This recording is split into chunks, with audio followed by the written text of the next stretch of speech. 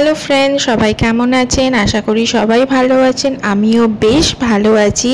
আর এইটা দেখে তো আপনারা বুঝতেই পারছেন আমি কোথায় আছি। আর যারা বুঝতে পারছেন না তাদেরকে আমি জানিয়ে দিই, আমি আজকে এসে গেছি লামডিংয়ে শীতলা মায়ের কাছে। হ্যাঁ, আমরা সবাই জানি পক্স, হাম এই সব ডিজিজ ঠিক করে দেয় শীতলা মা। বলতে পারেন আমরা হিন্দুরা বলে থাকি পক্স হলে বা হাম হলে শীতলা মায়ের পুজো করতে।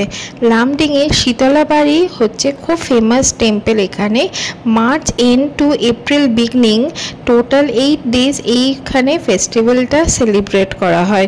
লামডিংয়ে এই সময় মেলা বসে, যেখানে খাবার স্টল, বাড়ি যাবতীয় জিনিস, মানে বলতে গেলে এক প্রকারে মেলাতে যা যা বসে এখানেও সেরকমই বসে।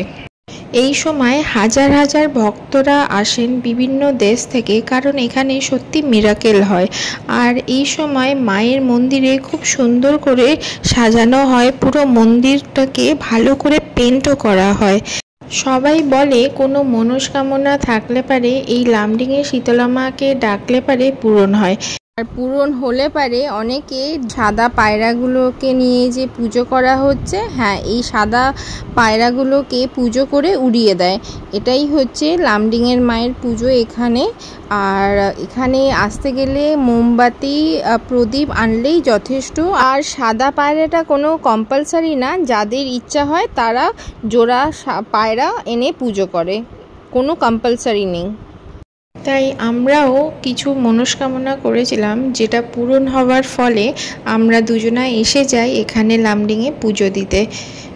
তো যারা যারা আসামে ঘুরতে আসেন, আমি বলবো একবার হলেও এই মায়ের মন্দিরে এসে দর্শন করে যাবেন। আর আমার এই ভিডিওটা কেমন লাগলো সেটা কিন্তু অবশ্যই জানাবেন। আর ভালো লাগলে লাইক, কমেন্ট অ্যান্ড শেয়ার করে দেবেন, যাতে প্রচুর মানুষের কাছে পৌঁছাতে পারে মায়ের এই লামডিংয়ের মন্দিরটা। ভালো থাকবেন সবাই, নমস্কার।